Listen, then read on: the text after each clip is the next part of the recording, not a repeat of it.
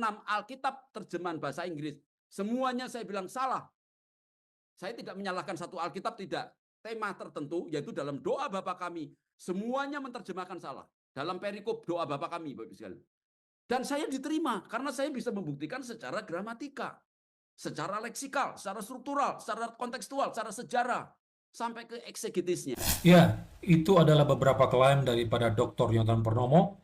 Dia memang sedang menerjemahkan Alkitab yang dia sebut sebagai Alkitab kanon, didasari pada teks Bizantium. Tentang hal itu kami dari Asasi sudah memberikan tanggapan, saudara bisa melihat di dalam channel ini.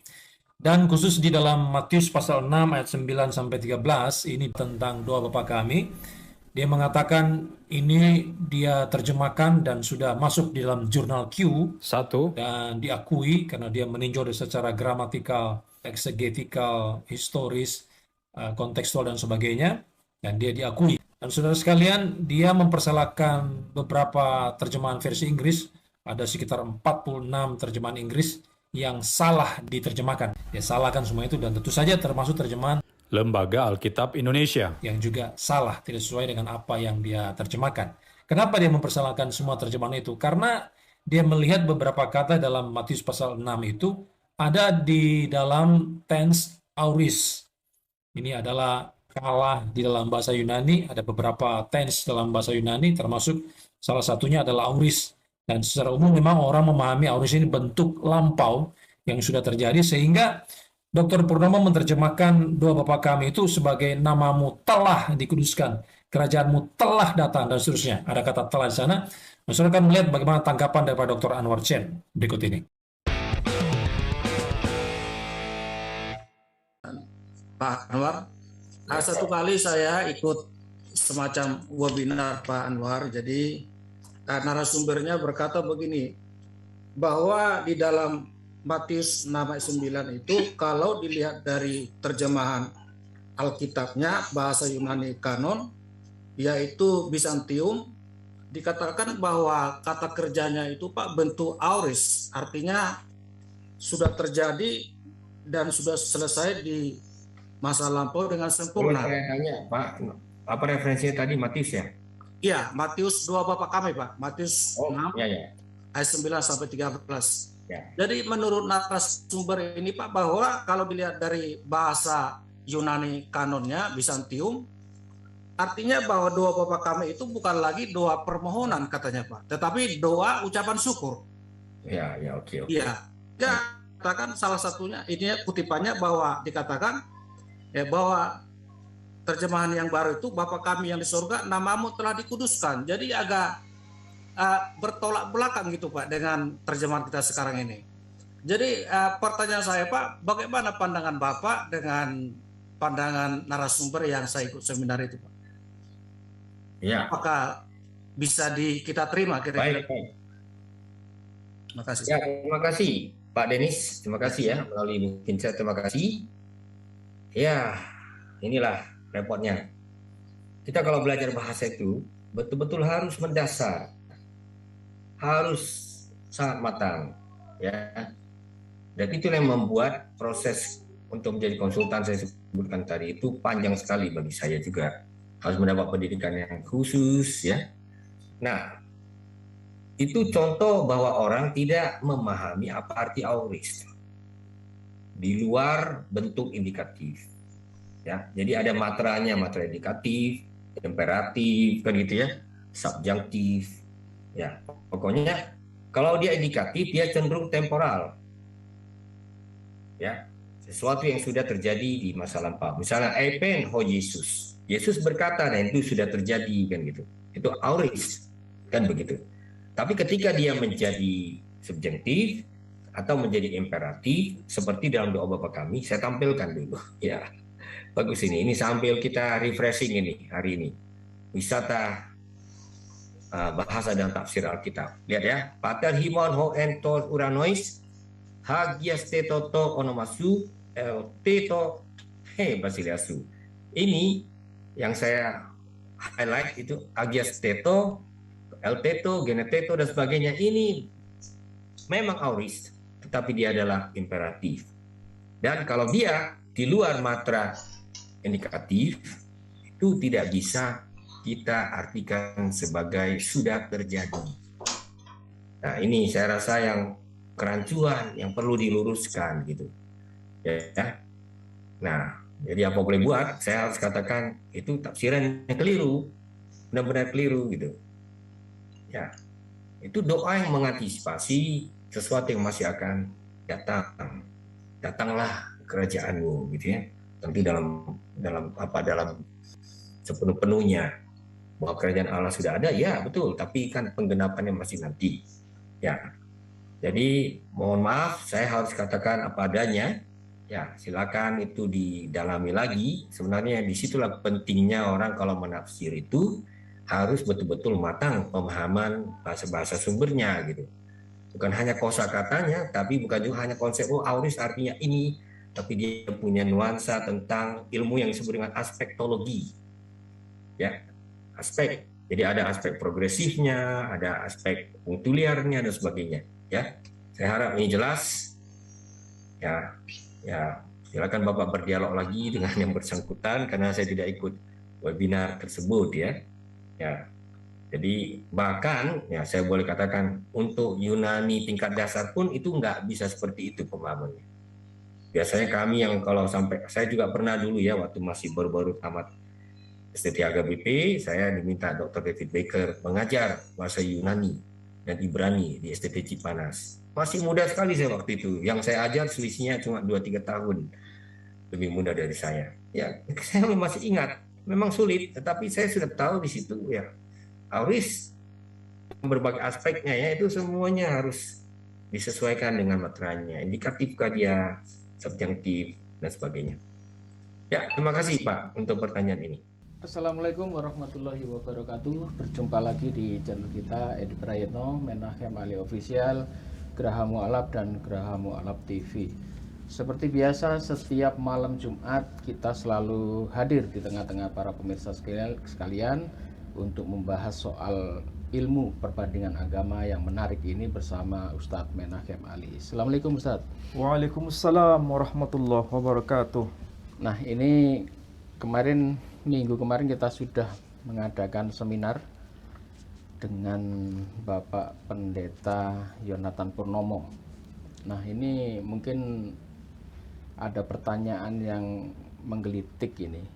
Ini soal perbedaan ya. Kemarin karena Pak Yonatan itu mengatakan bahwasanya kanon yang dicetak oleh LAI itu banyak kesalahan dibandingkan dengan Alkitab yang berbahasa Yunani. Nah, saya kepingin tahu ini soal doa Bapa Kami. Soalnya doa Bapa Kami ini adalah doa yang sering dibaca oleh umat Kristen dan itu merupakan doa khusus yang diajarkan Yesus. Nah, saya kepingin tahu antara cetakan LAI yang hampir dihafal ini doa Bapa Kami ini oleh para pengikut Kristen. Nah, kalau itu apakah ada perbedaan antara cetakan berbahasa Indonesia produk LAI dengan produknya yang berbahasa Yunani dari Pendeta Yonatan Purnomo? Silakan Ustaz. Baik, terima kasih Pak Edi. Kalau kita mencoba untuk merenungkan kembali apa yang telah disampaikan oleh Bapak Dr. Yonatan Purnomo pada seminar hari Sabtu tanggal kemarin ya? 6 Desember kemarin, paling tidak kita bisa tahu bahwa memang dalam konteks teks sumber, maksudnya teks kitab suci yang kanon itu seperti apa. Di dalam tradisi Kristen memang ada perbedaan pandangan. Kalau kita tahu apa yang telah disampaikan oleh Dr. Yonatan Purnomo, beliau menyimpulkan bahwa teks kanon itu sangat penting menjadi rujukan dalam berbagai macam Alkitab terjemahan. Dan yang dimaksud teks kanon yang menjadi rujukan itu adalah teks Bizantium atau teks Bizantin. Dan kalau disebut teks Bizantin berarti itu bahasanya Yunani.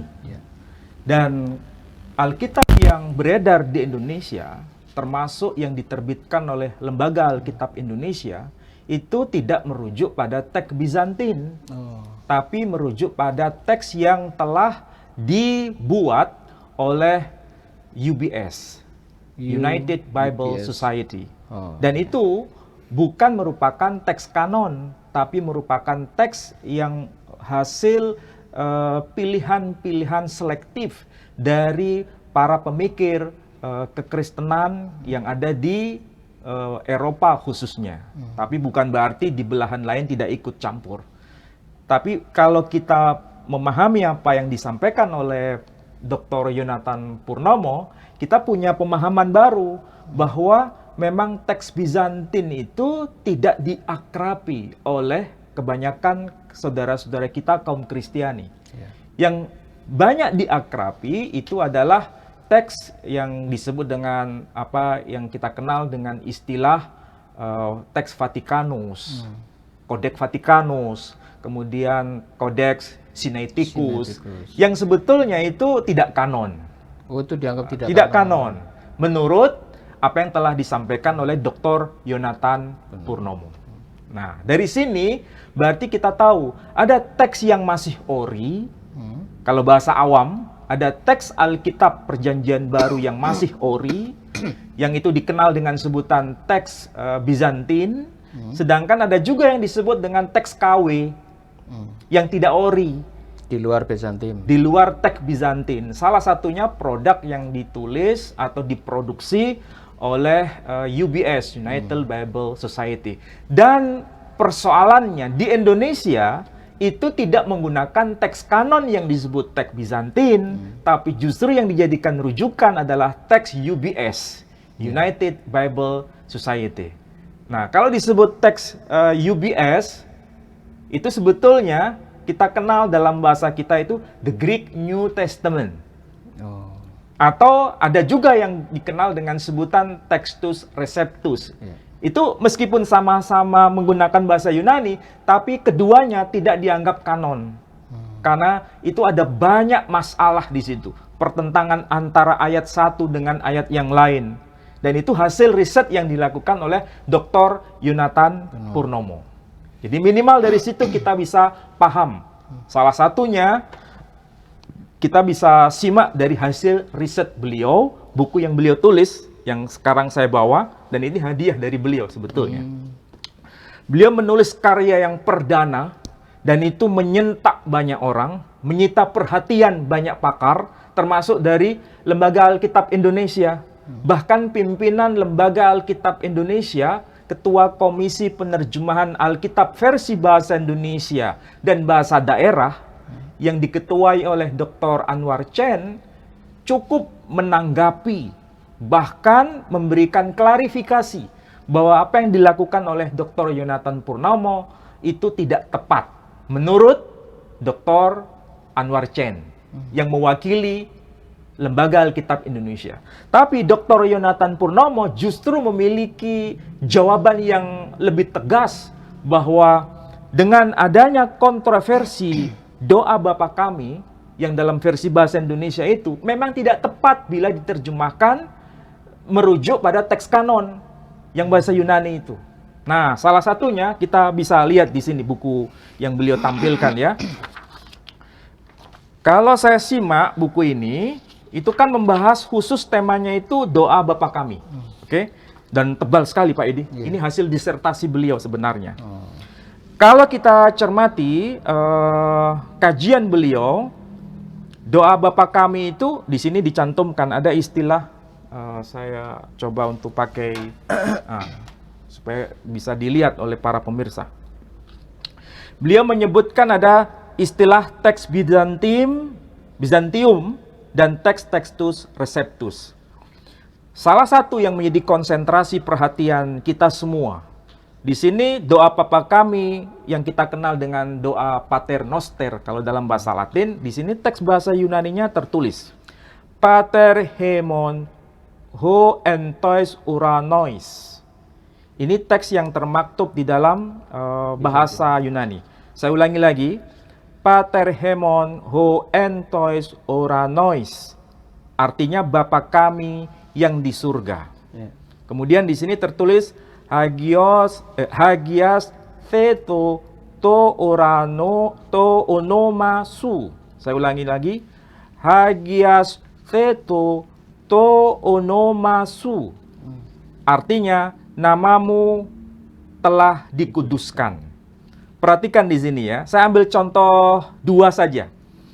Beliau menerjemahkan bahasa Yunaninya itu tertulis Hagias Teto to onomasu. Terjemahannya ini menarik. Apa ini? Namamu. Kalau kita lihat, namamu telah dikuduskan. Oh, Jadi, ini berbeda dengan terjemahan versi Lembaga Alkitab Indonesia. dikuduskanlah. Kalau Lembaga Alkitab Indonesia, itu dikuduskanlah namamu.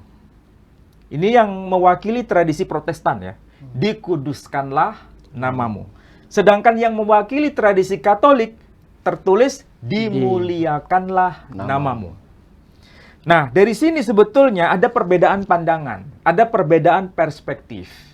Menurut kajian Dr. Yonatan Purnomo, ini bukan doa permintaan. Ya, saya ulangi lagi, ini bukan doa permintaan. Ini sebetulnya doa ucapan syukur. Karena kalau doa permintaan, tidak begini bentuk kalimat bahasa Yunaninya. Karena kalau kita lihat teks bahasa Yunani yang tertulis di sini, itu bentuk kata kerjanya disebut bentuk kata kerja auris. Apa itu istilah kata kerja bentuknya auris? Kalau bahasa Arab itu sama dengan fi'il madhi. Kata kerja yang bentuknya lampau. Jadi sudah terjadi dan selesai. Itu kalau bahasa Arabnya fi'il madhi. Sedangkan dalam bahasa Yunani disebut dengan istilah kata kerja auris. Auris sekali lagi maksudnya kata kerja ini sudah terjadi di masa lampau dan sudah selesai. Sedangkan kalau diterjemahkan dikuduskanlah namamu, dimuliakanlah namamu, ini bukan doa ucapan syukur tapi doa permohonan, doa permintaan yang belum selesai dan akan terus berlangsung.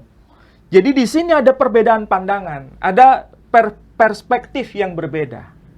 Dan itulah yang kemudian kita lihat terjemahan dari Dr. Yonatan Purnomo tidak ada yang ada kaitannya dengan doa permintaan, tapi doa ucapan syukur. Perhatikan di sini. Saya beri contoh yang terjemahan Indonesia saja. Di sini disebutkan, Bapa kami yang di surga, namamu telah dikuduskan, kerajaanmu telah datang, kehendakmu telah terjadi, seperti di surga, demikian juga di bumi. Telah engkau berikan makanan harian kami pada hari ini, dan telah engkau ampuni hutang-hutang kami atau dosa-dosa kami, ya. Sebagaimana kami juga telah mengampuni orang-orang yang berhutang kami, dan seterusnya dan seterusnya. Ini semua ini doa ucapan syukur. Maksudnya bukan doa permintaan, tapi doa ucapan syukur. Dari sini kita bisa tahu bahwa apa yang dijadikan pijakan argumentasi oleh Dr. Yonatan Purnomo merujuk pada kata kerja auris, kalau bahasa Arabnya fi'il madhi, ini memang tidak berkaitan dengan doa permohonan. Tidak ada kaitan dengan doa permintaan, tapi doa ucapan syukur. Dan kalau dilihat dari kacamata bahasa Yunani, memang sudah benar, sudah oke. Kalau ini merujuk pada tata gramatika bahasa Yunani. Sekali lagi, ini catatan penting bagi kita, Pak Edi. Baik yang Muslim maupun non-Muslim harus paham kaidah bahasa Yunani, terutama lebih khusus merujuk pada kata kerja bentuk auris. Lagi-lagi saya bertanya kepada Pak Edi, bentuk auris itu maksudnya apa? Sudah selesai. Sudah selesai, sudah terjadi. Dan itu berarti tidak ada kaitan dengan doa permohonan atau doa permintaan, tapi justru berkaitan dengan doa ucapan syukur. Itu kesimpulan kalau kita baca apa yang menjadi penelitian dari Dr. Yonatan Purnomo, yakni mengungkap kontroversi doa Bapa kami dalam konteks bahasa Yunani. Itu maksudnya sudah selesai atau masih Belum selesai. Soal doa itu maksudnya kalau sekarang ini orang-orang biasanya memakai doa ini untuk memohon doa gitu kah? Maksudnya begini, supaya orang awam paham. Ini doa berkaitan dengan ucapan syukur. Maksudnya doa sebagai ucapan terima kasih kalau bahasa kita. Tapi bukan doa memohon. Doa memohon sesuatu. Saya ambil contoh tadi. Misalnya kata-kata yang diterjemahkan oleh Yonatan Purnomo, terjemahannya begini kan? Telah engkau berikan makanan harian kami pada hari ini. Berarti Tuhan telah memberikan makanan. Sudah selesai. Ya. Tapi kalau diterjemahkan doa permintaan, berikanlah kami makanan pada hari ini. Berarti makanan itu sudah diberikan atau belum? Belum. Oh iya. Ini contoh kasus Pak Edi. Iya. Jadi kalau bentuk auris, itu makanan sudah diberikan. Iya. Sudah selesai. Makanan itu sudah kita nikmati. Sudah selesai. Tapi Karena bentuknya auris. Kalau yang sekarang berikan makanan ya. Kalau diterjemahkan berikanlah kepada kami makanan hari ini, makanan sudah didapat atau belum? Iya, belum. Belum. Nah, ini bedanya antara doa ucapan syukur dengan doa permohonan atau doa permintaan. Yang dikritik oleh Dr. Yonatan Purnomo, ini doa bukan berkaitan dengan doa permohonan atau permintaan, tapi doa ucapan syukur karena kata kerja yang dipakai. Ada 7 kata kerja penting yang dipakai dalam doa Bapa Kami ini, semua merujuk pada peristiwa yang sudah terjadi. Dan ini konteksnya bahasa Yunani. Jadi gramatikanya itu, sekali lagi, merujuk pada gramatika bahasa Yunani. Yang saya sebut tadi, dan ada ditulis di buku ini, yakni bentuk kata kerja auris. Nah, pertanyaannya begini Pak Edi. Kenapa sih umat Islam kok ikut cawe-cawe bahas soal ini? Campur, iya. Iya kan? Mungkin Pak Edi masih meraba-raba. Kenapa kita harus mendiskusikan ini? Bahas itu.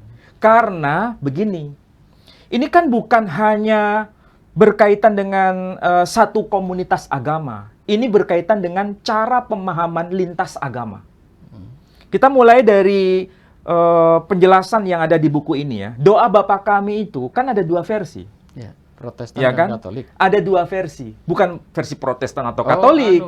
Dari 2 versi yang tercatat di dalam Matius dan Alkitab Lukas. kanon. Matius dan Lukas. Ya kan? Iya. 2 versi doa Bapa Kami, 2 versi yang tercantum di dalam Alkitab kanon. Alkitab apa itu? Alkitab yang tertulis dalam versi bahasa Yunani. Oh, maksudnya bahasa Yunani. Baik itu versi Matius ataupun versi Lukas, itu apakah sama kata demi kata? Tidak. Pertanyaannya begini kan? Apakah Yesus Kristus ketika mengajarkan kepada muridnya, itu mengajarkan 2 versi? Iya. Itu kan problemnya di situ. Iya. Iya toh? Saya ulangi lagi. Apakah Yesus Kristus itu mengajarkan 2 versi atau justru 1 versi tetapi dicatat oleh 2 orang dengan cara yang berbeda? Betul, iya.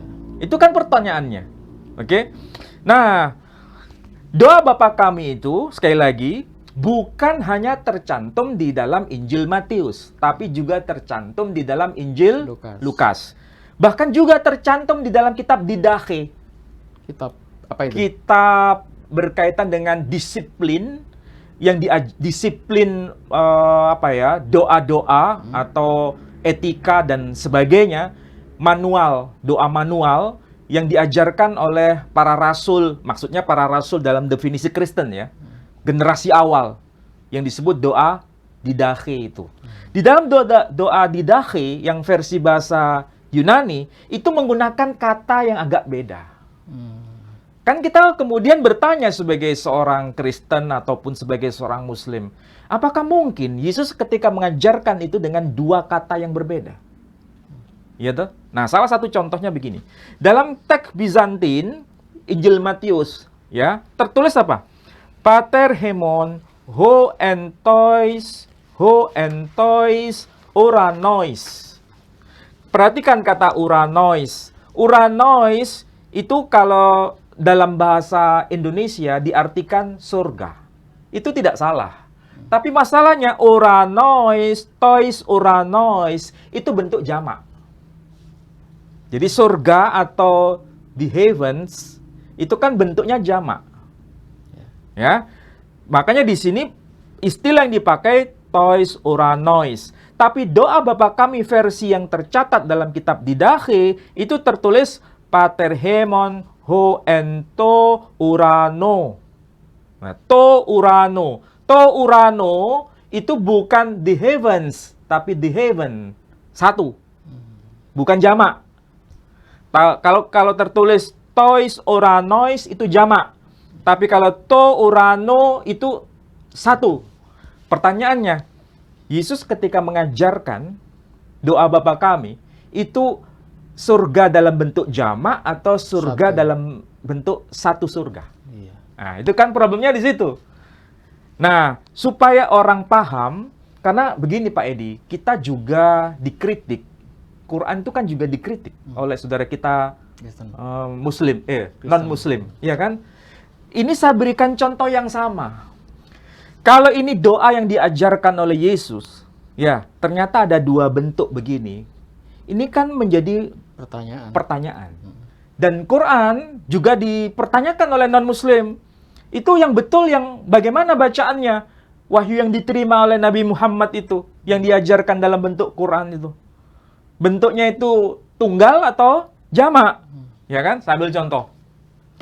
Supaya ini sama-sama belajar ya, yang Muslim belajar, yang non-Muslim juga belajar. Nah, saya ambil contoh yang di sini, di dalam Al-Quran, Al-Quranul Karim. Di sini ada kalimat begini, ayatnya ya. Bismillahirrahmanirrahim. Ya ayyuhalladzina amanu kutiba alaikumusyamu kama kutiba alal ladzina min qablikum la'allakum tattaqun. Ayyaman ma'dudat. Faman kana minkum maridun aw ala safarin fa'iddatum min ayyamin ukhar. Wa 'alal ladzina yutiqunahu fidyatun ta'ami masakin. Di sini saya terjemahkan ya, ta'ami masakin maksudnya memberikan fidyah, memberikan makanan kepada orang-orang miskin. Ini kan masakin. Sementara Quran yang dibaca oleh saudara kita yang lain, Qiraah Hafiz, itu ta'amu miskin. Bukan masakin. Kalau miskin, itu orang miskin. Satu orang. Sedangkan masakin, orang-orang miskin. Jamak, banyak. Ini kan kasusnya sama seperti yang ada dalam kitab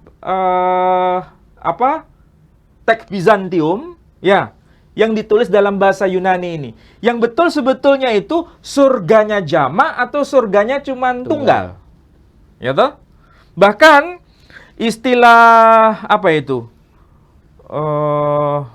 Kalau kita lihat di sini ya, uranois itu semua orang tahu itu bentuknya jamak, plural. Sedangkan urano bentuknya tunggal. Pertanyaannya, yang betul yang mana? Jamak atau tunggal? Nah, kita pun dipertanyakan kayak begitu. Jadi kalau seandainya ada orang Kristen menanyakan, itu Quran bacanya yang betul yang mana? Masakin atau miskin? Kita juga bertanya, kalau itu dipersoalkan, ini yang betul uranois, urano atau uranois? Itu kan problemnya di situ. Ya toh? Belum lagi kalau kita cek yang versi Lukas. Ya, itulah sebabnya saya mencoba untuk bahas ini. Supaya apa? Semua belajar, baik yang Muslim belajar, ya, apa bedanya? Ini bentuk tunggal, ini bentuk jamak. Yang non-Muslim juga belajar. Apa bedanya bentuk jamak dan bentuk tunggal? Baik di dalam Al-Quran maupun di dalam Alkitab. Nah, kalau begini kan fair. Tidak ada yang dicederai. Tidak ada yang merasa disudutkan. Tidak ada yang merasa dimarginalkan. Sama-sama belajar. Dan Al-Quran bedanya ya. Tulisannya itu, hurufnya sama. Masakin atau miskin, hurufnya sama. Cuma cara bacanya yang bisa double, ya, bisa plural atau bisa tunggal. Tapi prinsipnya memberi makan kepada orang miskin. Baik itu satu orang maupun banyak orang. Oke. Sedangkan kalau kita lihat yang versi bahasa Yunani, doa Bapa kami itu kan bentuknya tunggal, yang satu bentuknya jamak. Huruf-hurufnya sama atau beda? Beda. Kalau Quran kan hurufnya sama. Ya. Cuman pembacaannya beda. Pembacaannya beda, hurufnya beda. Kalau ini tulisannya beda. Tulisannya beda. Kalau Quran hurufnya sama, ya kan? Bacaannya yang bisa beda. Oke? Nah, dari sini kenapa saya harus bahas mengenai doa Bapa kami? Supaya nggak ada yang komentar, kenapa Muslim itu kok bahas doa Bapa kami? Apa tujuannya? Nah, ini saya jelaskan supaya tidak ada yang salah memahami Quran tadi. Bentuk jamak, bentuk tunggal. Ini juga ada kasusnya, bentuk jamak, bentuk tunggal. Pertanyaannya, yang diajarkan Yesus yang ori itu sebetulnya yang mana? Iya kan? Nah, oke, dari situ. Nah, kembali pada hasil riset dari Dr. Yonatan Purnomo. Ini yang versi bahasa Yunani memang terkonfirmasi bentuknya auris. Tapi masalahnya, kalau kita bertanya, apakah doa Bapa kami yang diajarkan oleh Yesus itu aslinya dalam bahasa Yunani atau dalam bahasa Suryani? Atau Suryani, iya. Atau dalam bahasa Aramaik? Atau dalam bahasa Inggris? Atau dalam bahasa Indonesia? Iya, saya ingat ini antara ortodok Yunani dengan ortodok apa itu? Syria. Itu yang diwakili oleh pendeta Aldo. Itu dia juga ngotot bahwasanya kitab yang paling tua yang dia miliki itu adalah begitu, ada pernyataan begitu? Ada. Bahkan dia mengatakan bahasa dia itu paling asli karena ditulis dalam bahasa Aramaik dan itu bahasanya Yesus. Bukan bahasa Yunani katanya. Ini bagaimana mempertemukan dua pendapat ini ya? Ya, kita memang harus membuka cakrawala kita dalam wacana kekristenan, terutama bagi yang Muslim ya, termasuk juga yang Kristen, bahwa bahasa yang dipakai, bahasa ori yang dipakai oleh Yesus itu sebenarnya terkonfirmasi bahasa awalnya itu adalah bahasa Syriak atau bahasa Aramaik atau Suryani. Kalau kita cek ya, Alkitab dalam berbagai terjemahan bahasa apapun, termasuk bahasa Yunani sendiri, termasuk bahasa Arab itu sendiri, kan ada penjelasan ketika Yesus disalibkan menurut versi Alkitab ya, bukan versi Quran. Menurut versi Alkitab, ketika Yesus disalibkan di kayu salib, dia bicara dalam bahasa Yunani atau dalam bahasa Suryani. Eli itu. Nah, dia berkata apa? Eli, Eli, lama sabaktani. Itu tertulis dalam aksara Yunani, tetapi bahasa yang diucapkan itu bahasa Suryani atau bahasa Aramaik. Makanya dia berkata, Eli, Eli, lama sabaktani.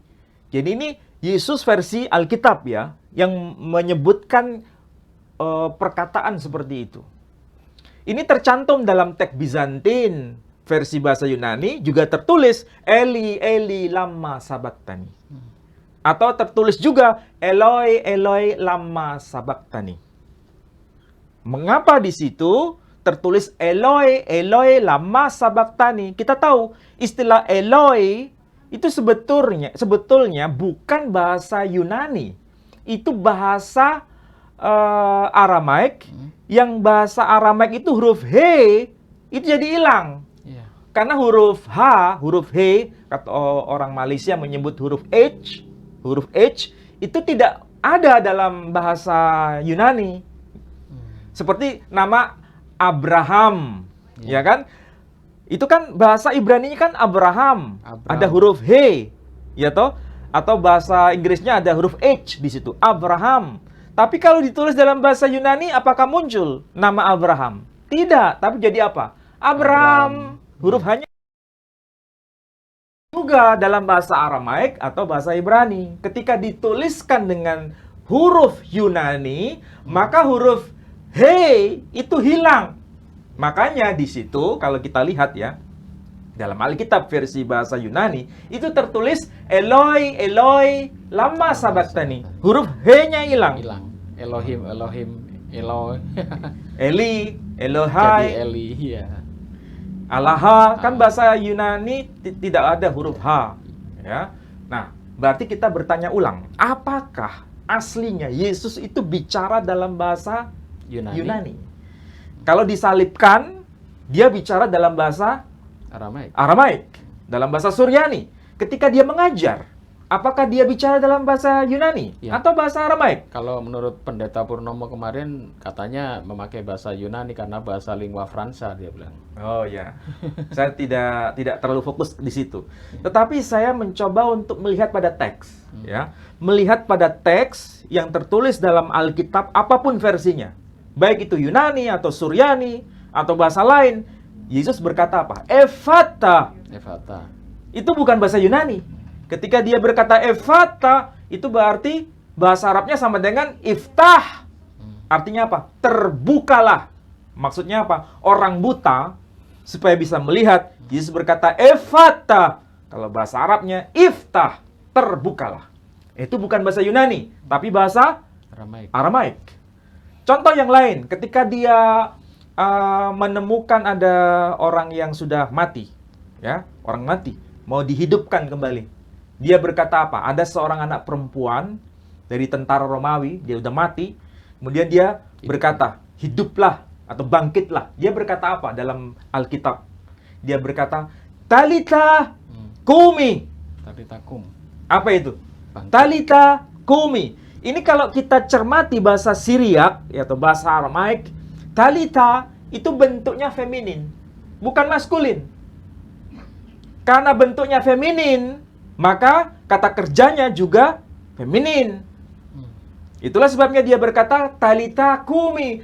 Tidak mungkin bahasa Suryani itu tertulis Talita kum. Ini pasti bahasa Syriak yang sudah rusak. Tapi bahasa Syriak yang benar tertulis Talita kumi. Artinya apa?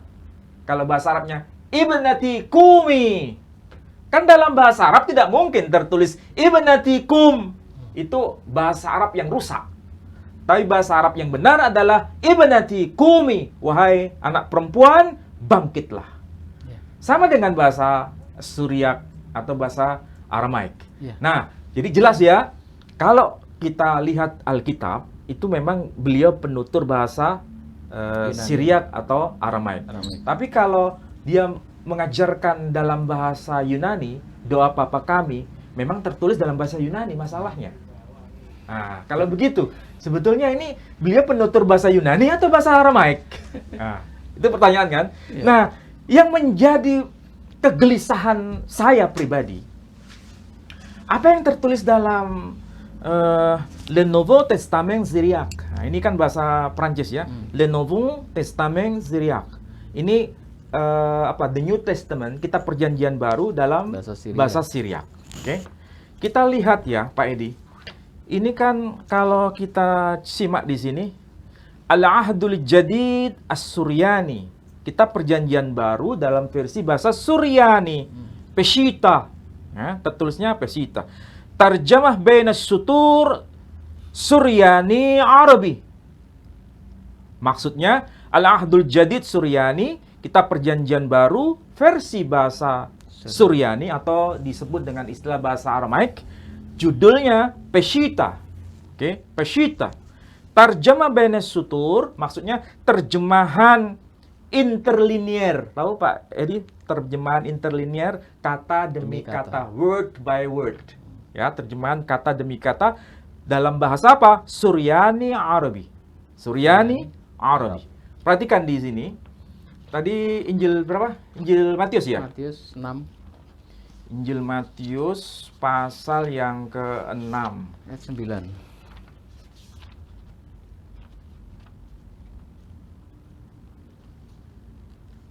Pasal yang ke-6 ayat 9. Nah, di sini ya, perhatikan di sini. Di sini ada sesuatu yang penting ya. Kalau yang tulisannya agak tebal ini, mana? Ini namanya apa? Stick, supaya gampang dicermati ya. Ini yang huruf tebal itu bahasa Suryani atau bahasa Aramaik. Oke. Yang tulisannya tipis, hurufnya tipis itu bahasa Arabnya, terjemahan. Perhatikan di sini. Di sini ada kata-kata begini. Avon de bashmayo, avon de bashmayo, yit kadeshmah, tete malkhutoh, nehwe shebionoh, aikano de bashmayo of baro. Saya ulangi lagi. Avon de bashmayo, yit kadeshmah, tete malkhutoh, nehwe shebionoh, aikano de bashmayo of baro. Mirip nggak dengan bahasa Arab? Iya. Hah? Pak Edi menikmati nggak? Dia lantunan. Coba lihat. Ini ya bahasa Arabnya. Abanalladzi fis sama. Ya. Abanalladzi fis sama. Jadi kalau bahasa Suryani avon, bahasa Arabnya abana. Ya. Arabnya alladzi fis sama. Bahasa Suryaninya debashmayo. Oke. Ini ditulis liyataqaddas ismok. Liyataqaddas ismok. Kalau bahasa Suryaninya yitkadeshmoh. Jadi kalau dikatakan liyataqaddas ismok, itu kalau terjemahan yang tepat bahasa Indonesia, dikuduskanlah namamu. Berarti ini doa syukur atau doa permintaan? Doa syukur. Hah? Dikuduskanlah permintaan ini. Doa permintaan. Iya. Oke. Beda dengan tadi ya. Nah, kalau bahasa Yunani itu doa ucapan syukur. Iya, iya. Doa yang berkaitan dengan apa yang sudah terjadi dan sudah selesai. Sedangkan kalau dalam bahasa Suryani ini bukan bicara soal fi'il madhi, tapi fi'il amr. Perintah. Ini sama dengan LAI berarti. Nah, itulah sebabnya saya juga mulai bertanya-tanya sebetulnya Yesus itu mengajarkan doa ucapan syukur atau doa permintaan. Oke? Perhatikan ya. Ini kan semua ditulis begini. Ini tuh. Avon de bashmayo. Yit kadeshmo. Dikuduskanlah namamu. Tete malkhutoh. Apa artinya? Tete malkhutoh. Datanglah kerajaanmu. Nehwe shebiono. Jadilah kehendakmu. Ya kan? Berarti ini kan permintaan. Iya, sama dengan yang Doa di permintaan, LAI. doa permohonan. Nah, yang menjadi pertanyaan kita semua sebenarnya, dan ini juga menjadi bahan pemikiran oleh Pak Dr. Yonatan Purnomo, sebetulnya Yesus itu aslinya mengajarkan doa ucapan syukur atau doa permintaan. Ini antara Yunani dan Aramaik ini tertulis ini dahulu mana kira-kira ya? Nah, itu pertanyaan cerdas dari Pak Edi. Ya, pertanyaan cerdas itu. Maksudnya begini. Tekpeshita ini kan bahasa Aramaik. Itu sebetulnya ditulis lebih awal dibanding teks Yunani atau tidak? Iya. Nah, masalahnya begini Pak Edi, kalau bicara berkaitan dengan manuskrip ya, manuskrip yang paling awal yang dapat kita akses, yang ditulis lebih dini, itu manuskrip Yunani. Oh, bahasa Yunani. Bahasa Yunani. Dan kita bisa lihat itu, manuskrip Yunani itu ada 5.000-an manuskrip, lebih tua. Sedangkan Tekpeshita itu baru muncul abad ke-5 Masehi. Atau paling tua itu abad ke-4 akhir Masehi. Bukan abad pertama Masehi, bukan abad kedua Masehi. Bahkan kalau kita cermati ya, nanti suatu saat kita kaji. Di dalam Tekpeshita ini banyak istilah-istilah Yunani ya yang dialih fungsi dipakai dalam Tekpeshita ini. Oh, salah satunya apa? dipakai. Istilah Christos. Ada di dalam teks ini, tapi belum saya bahas ya. Jadi ada istilah Christos. Padahal istilah Kristos itu kan bahasa Yunani. Yunani. Berarti bisa jadi ini menyalin dari sana. Nah, itulah sebabnya sehingga saya punya kesimpulan begini untuk sementara ya. Berarti teks Peshitta itu terjemahan dari teks Yunani. Tapi mereka yang beralibi, bukan sekedar beralibi, melakukan riset yang mendalam juga bahwa sebenarnya teks Peshitta itu ada keragaman. Mana yang ori itu jadi riset yang tidak mudah untuk diteliti, oke?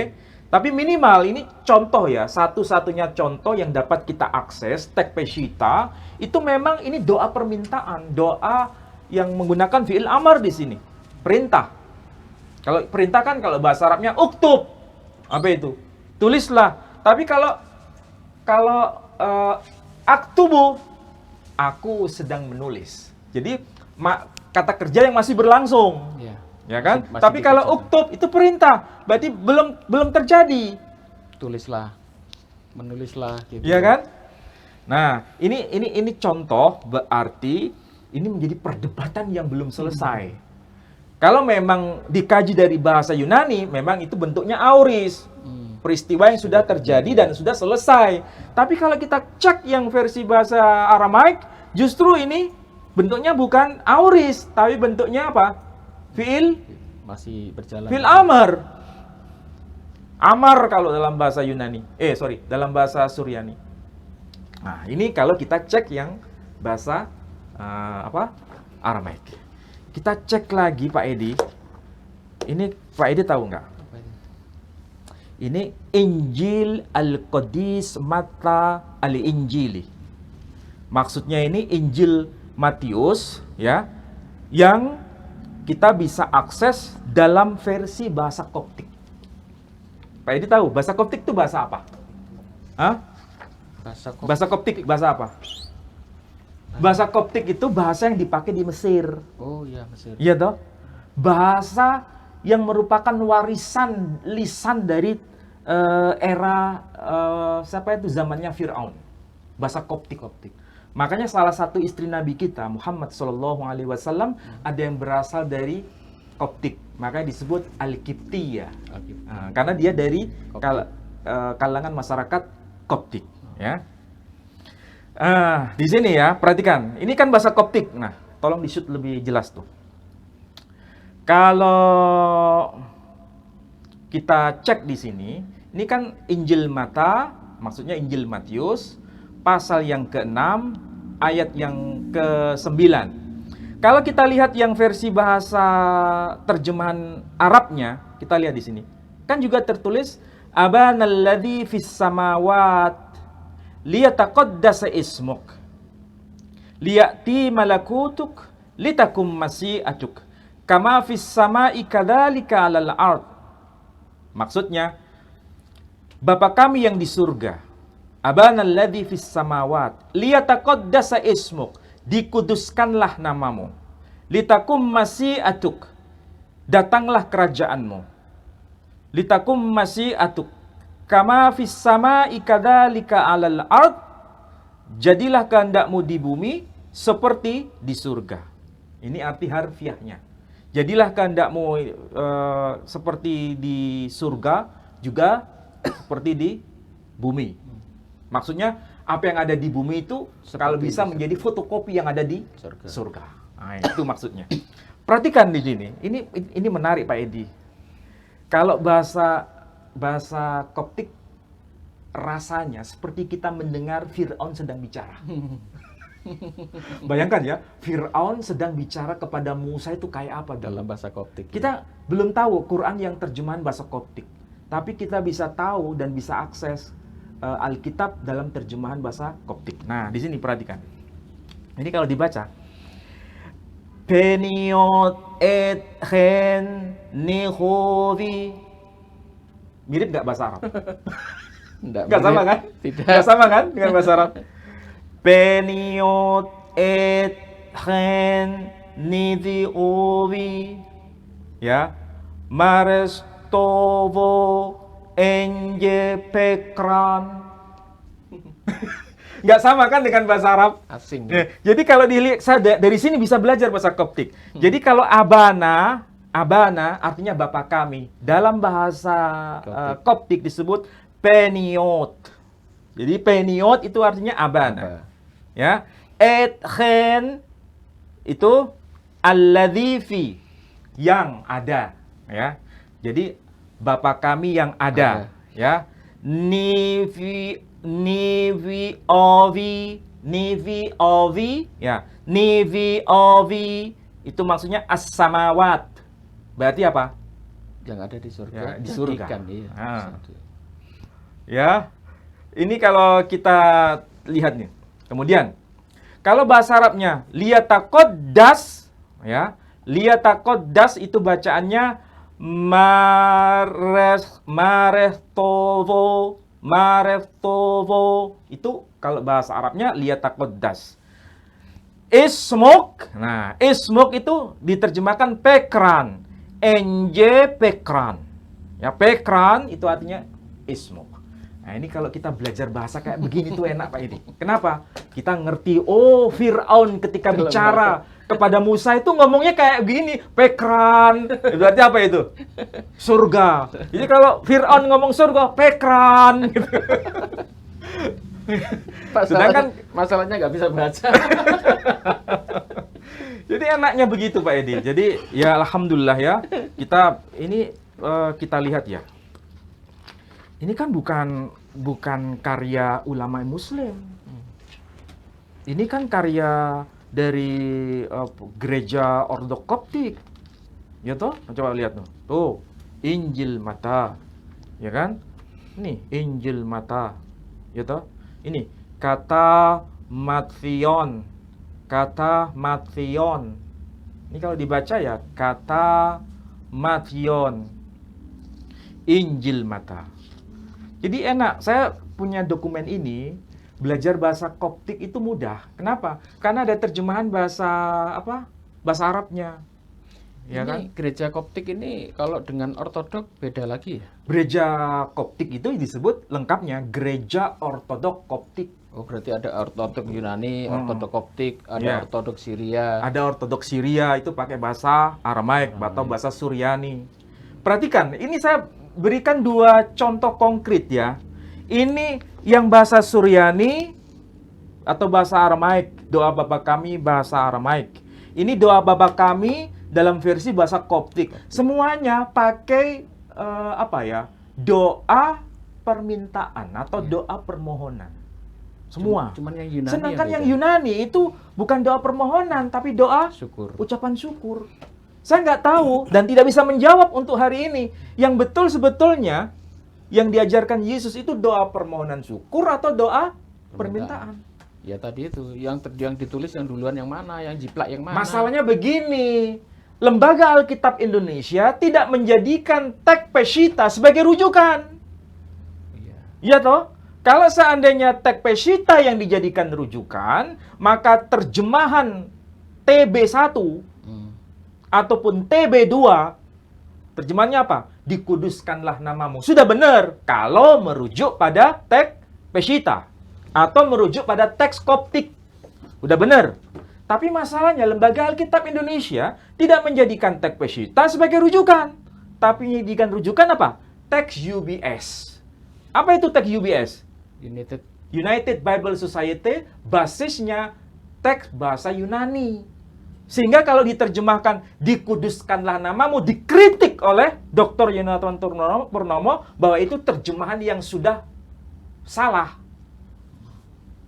Sekarang berarti saya membela LAI atau membela Dr. Yonatan Purnomo? Bela Islam aja. Kalau itu basisnya teks bahasa Yunani, terjemahan teks yang dilakukan oleh Dr. Yonatan Purnomo itu sahih, benar. Iya. Iya. Nah, sekarang Pak Edi ngikut yang mana? Bingung saya. Oke, gitu ya Pak Edi ya. Ini ada yang mau bertanya ini, Saudara. Oh iya. Mungkin gimana? Dari ini orang jauh ini dari luar pulau ini. Oh, dari luar pulau. Iya, silakan. Oke. Halo, silakan masuk. Assalamualaikum. Waalaikumsalam warahmatullahi wabarakatuh. Iya, ini berkenaan dengan karena kemarin saya juga hadir di acara bedah bukunya Pak Yohanes itu. Pak Yonatan. Pak Yonatan. Nah, itu saya nyimak kurang lebihnya itu agak-agak gimana ya. Jadi saya minta pendapatnya Pak Ali karena kebetulan saya juga mengambil sedikit dari pernyataan Pak Bambang Nursena mengenai Yesus ini sebagai penerjemah. Karena dulunya Yesus itu kan sering berdakwah di gereja ya, sinagog pada saat itu. Dan kemarin juga Pak Iyo ngomong kalau pada saat itu bahasa Yunani itu sebagai lingua franca. Ya. Nah, masalahnya di sini ketika Yesus sebagai maturgemen atau penerjemah, di mana pada saat itu mungkin ada dia berbicara dengan orang-orang Yunani dengan menggunakan bahasa Latin. Saya rasa kita udah tahu faktanya bahwa memang si Yesus itu kalau dilihat dari histori itu dia banyak menguasai bahasa, sama seperti Nabi Musa tadi yang Pak Ali ceritakan bagaimana dia ngomong bahasa Koptik sama Firaun.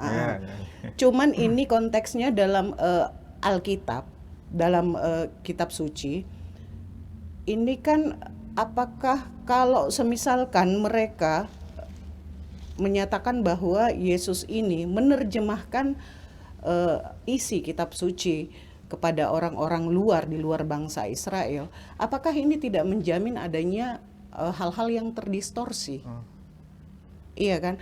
Dan kita bisa lihat juga untuk sekarang ini, apalagi Alkitab itu diterjemahkan dari sudah awalnya hasil terjemahan itu diterjemahkan lagi. Karena kan kalau kita lihat faktanya Alkitab itu diterjemahkan di seluruh bahasa di dunia ini.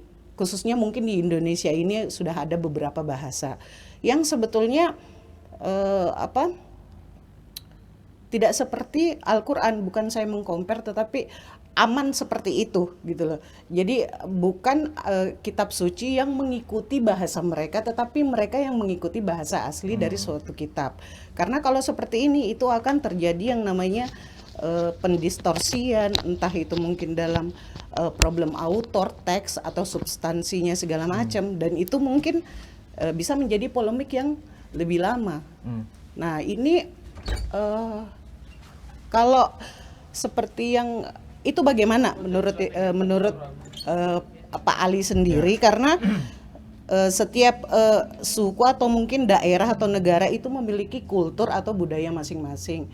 Yang takutnya pasti mungkin contohnya ada gelis gitu ya kan, di Sunda itu artinya gelis apa, di sini artinya apa. Jadi sama-sama apa ya? Takutnya ini lain tafsirannya, karena mereka juga dalam mentafsirkan ayat itu tidak memiliki metode yang pasti seperti itu. Jadi saya jawab ringkasnya begini. Kalau seandainya itu dibandingkan dengan dua kitab suci antara Al-Quran dengan Perjanjian Baru misalnya. Udah salah bawa Al-Quran. Ya, kalau misalnya kita bandingkan dengan dua kitab suci ini, minimal kita bisa tahu Al-Quran itu kan bahasa Arab, kemudian diterjemahkan dalam bahasa non-Arab. Ketika diterjemahkan dalam bahasa non-Arab, berarti itu tafsiran atau terjemahan yang harus menyesuaikan teks asli. Iya, karena kan kalau itu Quran. Sedangkan Alkitab sendiri, saya ambil contoh kasus tadi. Sebetulnya Yesus sendiri itu ketika mengajarkan, itu aslinya dalam bahasa Yunani atau dalam bahasa Suryani atau bahasa Aramaik ketika mengajarkan doa Bapa kami. Sedangkan kalau Quran kan jelas, Nabi SAW itu mengajarkan dalam bahasa Arab kan, bukan dalam bahasa Jawa, bukan dalam bahasa Inggris, dan juga bukan dalam bahasa Ibrani, tapi dalam bahasa Arab. Jadi semua seragam teksnya. Memang versinya bahasa Arab, bukan bahasa selain Arab. Nah, sedangkan kalau kasus doa Bapa kami itu, ini bukan merujuk pada semua teks Perjanjian Baru ya. Saya ambil contoh yang bahasa Syriak atau bahasa Yunani, ternyata beda timelinenya. atau lebih tepatnya kalau saya pakai istilah beda pengungkapan ekspresi doa itu sendiri. Kalau bahasa Suryani atau bahasa Aramaik itu justru doa permohonan atau doa permintaan. Sedangkan dalam bahasa Yunani itu doa ucapan syukur, doa yang sebetulnya doa yang tidak perlu ada permintaan, tapi doa sekedar ucapan kebahagiaan, ucapan syukur tadi yang saya sebut. Ini kalau dianalisis dari dua bahasa memang tidak bisa dipertemukan antara versi bahasa Syriak atau bahasa Aramaik dengan versi bahasa Yunani, nggak nyambung. Jadi sebetulnya beliau itu bicara dalam bahasa apa awalnya? Karena memang di dalam Alkitab tidak ada penjelasan. Beliau bicara dalam bahasa apa? Kecuali yang kasuistik ya. Misalnya ketika dia mengatakan kepada anak perempuan yang sudah mati, kemudian dia berkata Talita kumi. Itu kan jelas bahasa Syriak, bahasa Aramaik. Begitu juga ketika dia disalibkan ya menurut versi Alkitab. Dia bicara dalam bahasa apa? Dalam bahasa Syriak, dalam bahasa Aramaik. Eli Eli lama sabachthani. Tapi ketika dia mengajarkan doa Bapa kami, pertanyaannya, dia bicara dalam bahasa Syriak atau dalam bahasa Yunani? Itu kan problemnya di situ. Karena sampai hari ini perjanjian baru itu tidak ada kesepakatan bahasa asli yang ditulis pada awalnya itu bahasa Yunani atau bahasa Syriak. Tidak ada kesepakatan. Kasus ini beda ketika ditanya Quran itu ketika ditulis ya dan ketika diajarkan oleh Nabi itu dalam bahasa apa? Arab. Semua sepakat, nggak ada beda. Tapi kalau Alkitab perjanjian baru khususnya tidak ada kesepakatan. Yang satu mengatakan bahasa Syriak, yang satu mengatakan bahasa Yunani. Tapi kalau bahasa Koptik jelas itu bukan bahasa yang dipakai oleh Yesus. Itu bahasa terjemahan. Tapi yang jelas, sudah saya sebutkan tadi, bahwa kalau Gereja Ortodoks Koptik memahaminya itu sebagai doa permintaan. Bukan doa ucapan syukur. Tapi kalau Gereja Ortodoks Yunani itu doa ucapan syukur, bukan doa permintaan. Pertanyaannya, kalau begitu, bahasa apa yang dipakai? Masih question mark. Multilingual. Ya memang multilingual, tapi kan kita harus mencari verbum Dei, kalau bahasa kerennya itu kan verbum Dei. Ucapan asli yang beliau sampaikan secara lisan, itu sebetulnya bahasa Yunani atau bahasa Syriak. Sampai sekarang masih menjadi perdebatan. Tidak ada jawaban. Tapi waktu Yesus itu berdakwah di sinagog waktu itu, dia kan memakai kitab Septuaginta ya, kitab berbahasa Ibrani yang diterjemahkan ke Yunani. Dari mana tahu kalau itu pakai bahasa Septuaginta? Nggak ada penjelasan. Iya, dalam betul Alkitab sih. nggak ada penjelasan. Tapi dia membuka kitab Nabi Yesaya, ya. Tapi masalahnya yang dia buka kitab Nabi Yesaya itu adalah kitab bahasa Yunani atau kitab bahasa Ibrani. Kan menjadi perdebatan. Oke. Ya kan? Karena nggak ada juga fakta historinya bahwa beliau itu mengajarkan dalam bahasa yang lain gitu. Tapi kita juga nggak tahu pada saat Yesus mendakwahkan itu dia pakai bahasa apa? Pakai bahasa ibunya Aram atau Ibrani? Ya itulah sebabnya sampai sekarang tidak ada titik temu di antara dua kubu yang saling bersitegang. Apakah itu bahasa Yunani atau bahasa Aramaik? Hanya dua itu. Tapi yang jelas beliau tidak mungkin pakai bahasa Arab, ya kan? Juga tidak mungkin pakai bahasa Koptik. Tapi ada dua kemungkinan, pakai bahasa Yunani atau pakai bahasa Aramaik, atau dua-duanya. Tidak ada sesuatu yang disepakati. Hanya saja begini yang harus kita ketahui. Kalau kita mencermati konsili di Hippo, ya konsili di Hippo atau konsili di Kartago. Konsili Hippo itu kan tahun 393 Masehi, berarti abad keempat, ya kan? Itu sudah ditetapkan kanonnya. Kanon itu berarti Sudah daftar kitab suci. Dan itu merujuk pada teks Yunani. Jadi perjanjian lama itu teksnya Yunani. Sedangkan perjanjian baru itu teksnya bahasa apa? Nah, dari sini perdebatan itu belum selesai. Kalau Septuaginta itu mewakili PL perjanjian lama, ya oke, sudah pasti.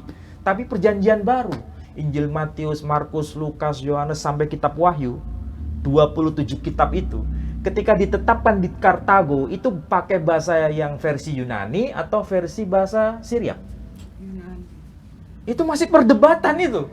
Itulah sebabnya sampai hari ini tidak ada yang berani mengklaim. Ya kalau seandainya itu mengklaim, ya tergantung dari perspektif yang mana.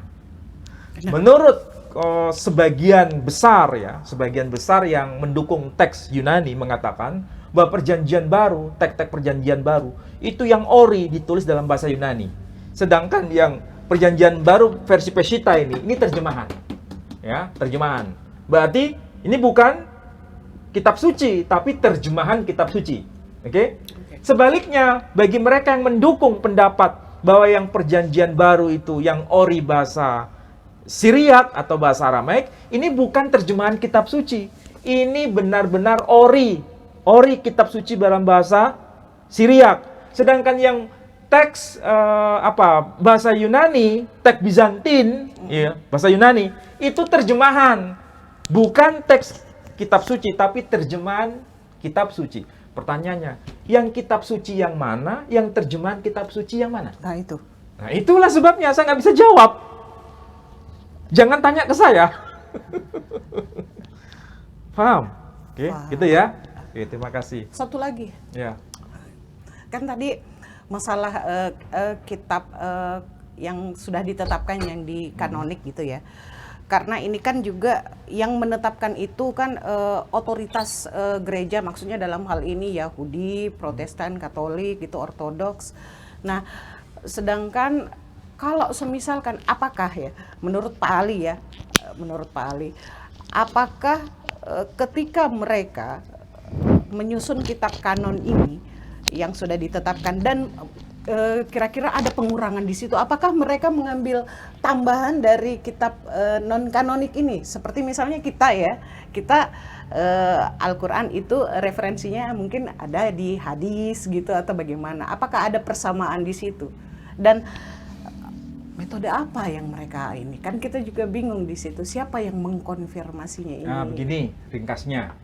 Kalau Al-Quran bagi umat Islam, mau madhabnya apa, mau sektenya apa, mau yang heresi maupun yang ortodoks, ya semua sepakat bahwa Al-Quran itu mulai dari Al-Fatihah sampai surah An-Nas.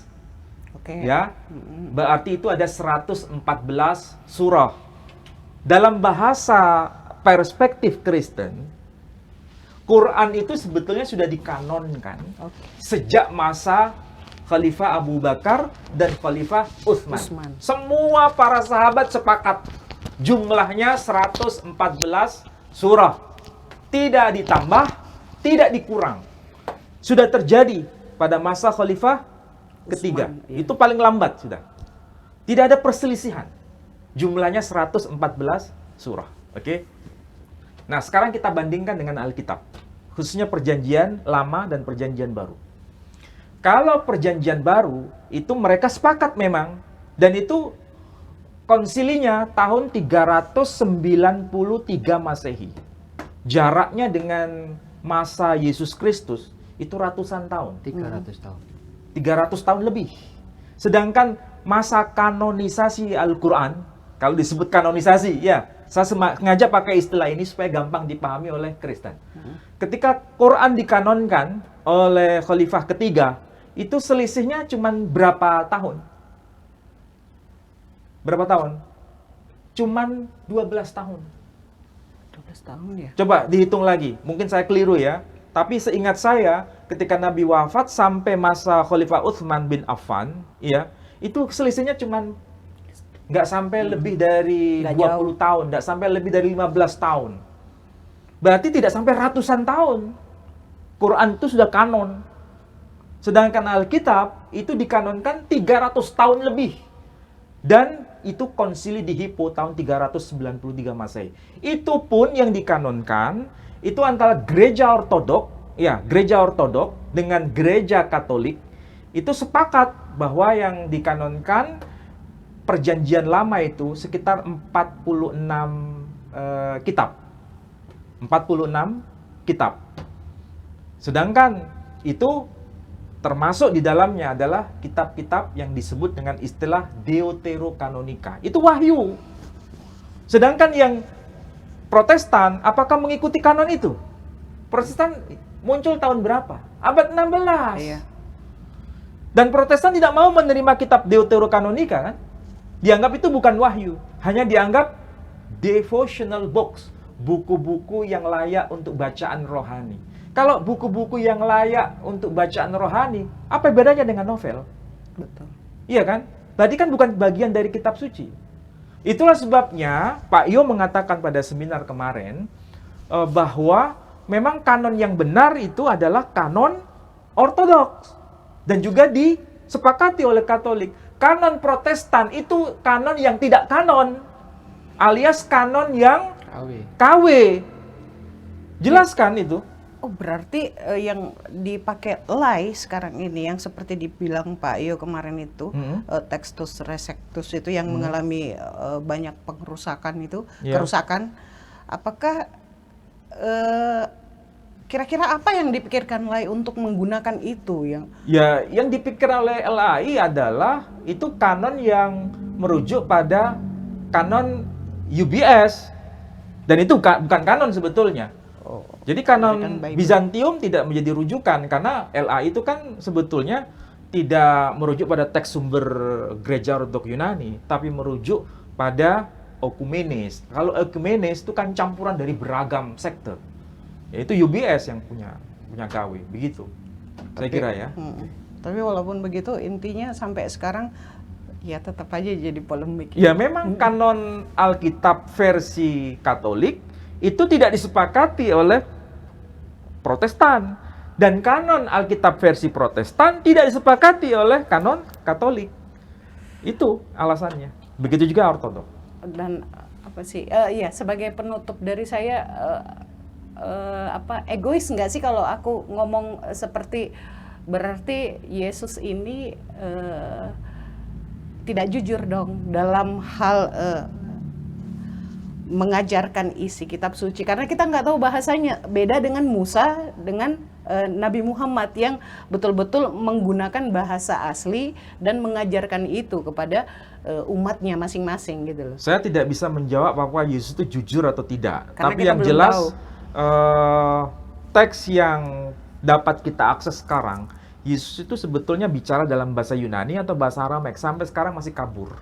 Intinya di situ jawabannya. Kecuali hanya sebagian apa yang tercatat dalam Alkitab, memang dia pakai bahasa Syriak. Talita kumi, kemudian Efata, kemudian dia berkata Eli, Eli, lama sabaktani. Semua itu bahasa Syriak. Selain itu, masih gelap gulita, tidak ada yang jelas dia pakai bahasa Yunani atau bahasa Syriak. Itu kesimpulan saya. Oke, terima kasih. Ya, sama-sama. Ya, baik. Demikian ya saudara-saudaraku sekalian, bahwasanya sudah dijelaskan kesimpulan dari seminar kemarin oleh Ustadz Menahem Ali, terutama tadi mengambil sebuah contoh diambil dari buku mengungkap kontroversi kontroversi soal doa Bapa Kami. Ini adalah karya dari evangelis Dr. Yonatan Purnomo, MTH, sarjana hukum ya. Ya, satunya seingat saya sarjana hukum dia. Jadi tadi sudah kita bahas panjang lebar, ternyata belum final ya. Jadi masih banyak perdebatan antara LAI, kemudian dari terjemahan yang menurut mereka lebih pertama, lebih awal. Mereka mengatakan kitab yang lebih awal menurut Ortodoks Yunani itu mereka yang punya. Kemudian demikian dari sebelah, dari Ortodoks Syria, itu dia juga mengatakan kitab yang berbahasa Aramaik yang dipegang oleh orang-orang Ortodoks Syria itulah yang utama. Nah, kemudian dari perbedaan-perbedaan ini kita bisa mengambil sebuah kesimpulan bahwasanya tadi sudah dijelaskan oleh Ustadz Ali bahwasanya ada banyak ya perbedaan, dan itu tidak hanya beda kata, termasuk beda arti. Jadi, dan beda bahasa. Jadi itu bisa kita bandingkan kalau di dalam Al-Quran itu hanya beda dialek, sedangkan tulisannya sama. Sedangkan di sebelah tulisannya beda, artinya beda. Berarti tadi kan sudah ditanyakan oleh Ustadz Ali, apakah waktu itu Yesus atau Nabi Isa berkata yang mana? Antara A, B. Gak mungkin dua-duanya benar, pasti ada salah satu yang salah. Nah, kalau ada yang salah satu salah, kita bisa menarik kesimpulan bahwa kitab sucinya ya seperti itu ya. Demikian saudara-saudaraku sekalian, untuk Anda yang terberkati dengan kajian kita, Anda bisa donasi kepada kami melalui Yayasan Pembina Mu'alaf at-Tauhid. Di sebelah saya ada barcode, Anda tinggal scan saja, dukung dakwah kami, karena dana Anda tidak sia-sia, tetapi kami pergunakan sebagaimana mestinya untuk menyantuni para mu'alaf. Dan alhamdulillah ya, kemarin hari Sabtu setelah kita seminar Ustaz Ali, itu ada seorang Yang Nasrani, dia itu sudah menjadi penyanyi gereja, bahkan dia sudah dibaptis. Awalnya Muslim, kemudian orang tuanya mendatangi kita ingin menyadarkan anaknya ini, dan ternyata anak ini diajak ke acara seminar. Si anak ini usia udah 20 tahun ya, udah bekerja beliau itu, anaknya ini ya. Itu malah bertanya, loh katanya aku diberi penguatan Islam, kok malah diajak seminar masalah kitabnya Kristen.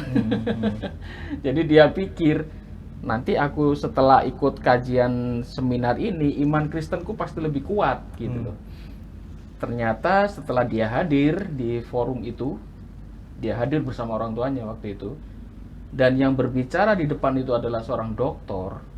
Dan di situ dibuka bahwasanya banyak kitab-kitab antara yang satu dengan yang lain beda. Apalagi Bapak Dr. Purnomo mengatakan ini cetakan LAI tidak kanon. Kan pasti bingung.